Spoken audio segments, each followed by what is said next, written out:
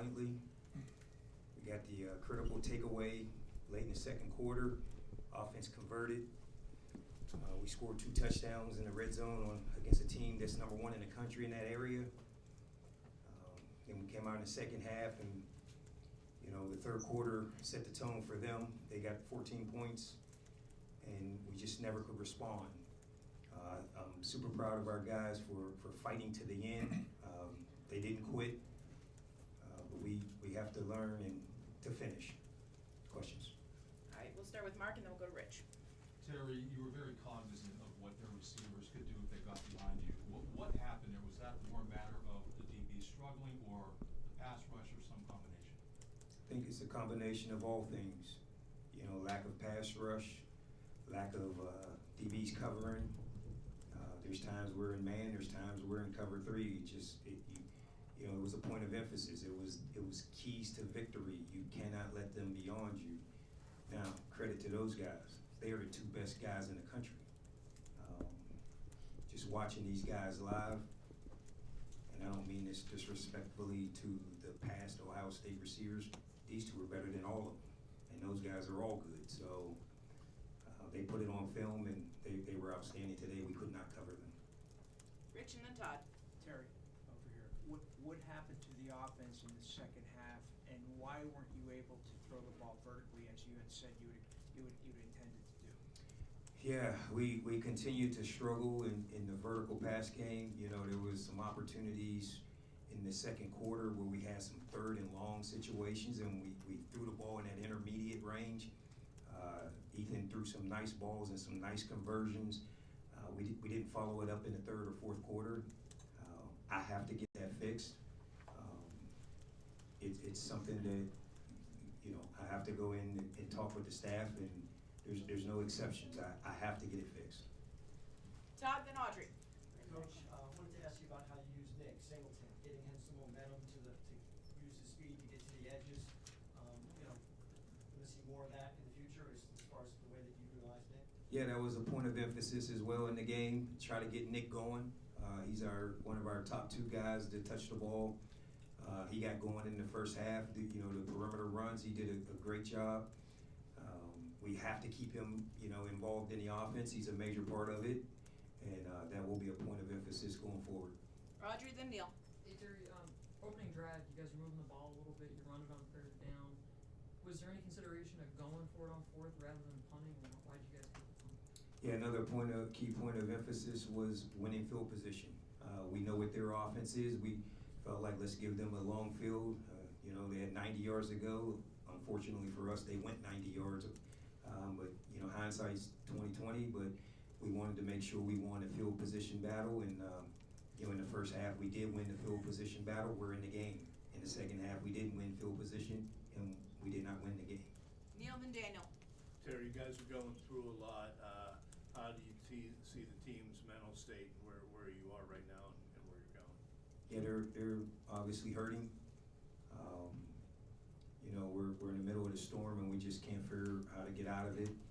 The seniors are hurting. I feel awful for those guys to end their careers this way. It's very challenging. It's challenging for all of us. But we have to figure out how to keep fighting. We're gonna keep chopping wood. The one positive of the game, these guys did not quit, and that's a tell to who they are as well. We just got to figure some other things out. Daniel, then Max. Terry, how would you assess how Ethan played today, and what are some things you think he did well? Yeah, those 3rd down throws. He made some big 3rd down throws. He once again managed the offense in a hostile environment. I don't think we had any snap count violations. I thought he ran the offense. I thought he did what was expected of him. Ohio State is a talented team. They put pressure on him. I thought he got much better from game 1 to game 2, and I continue to look forward to him just continuing to get better week by week. Max, then Bob. Hey Terry, what went into the thought process of having Liam as kind of the gadget quarterback there, and why do we maybe not see a whole lot of Kobe and Tyce here in this one? Yeah, Liam was, he played a little bit of quarterback in his past.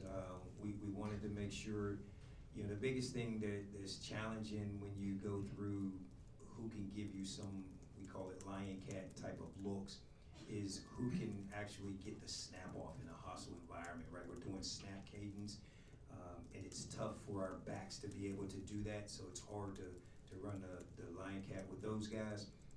We just felt like Liam had a good grasp on it. So, we felt it was the right thing to do. Bob, then Ally.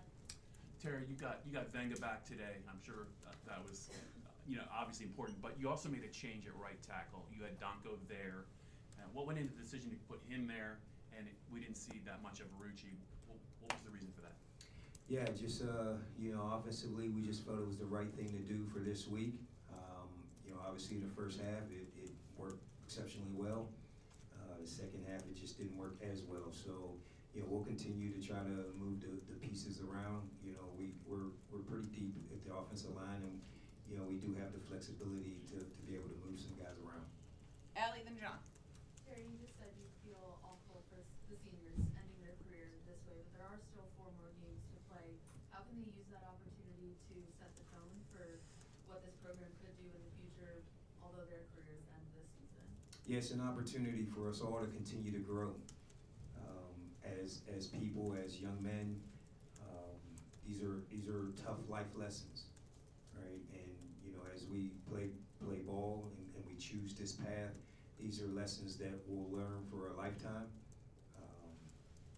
The beauty of sports, it teaches you everything. It teaches you how to win, it teaches you how to lose, and it teaches you disappointment, happiness, every emotion there is. It teaches you it and how to handle it. Don't get too high, don't get too low. And that's the one thing that we're trying to emphasize in the building is, you're going to make a good play, you're going to make a bad play, but the next play is the most important. So that's what we want to focus on. John, and then Andrew.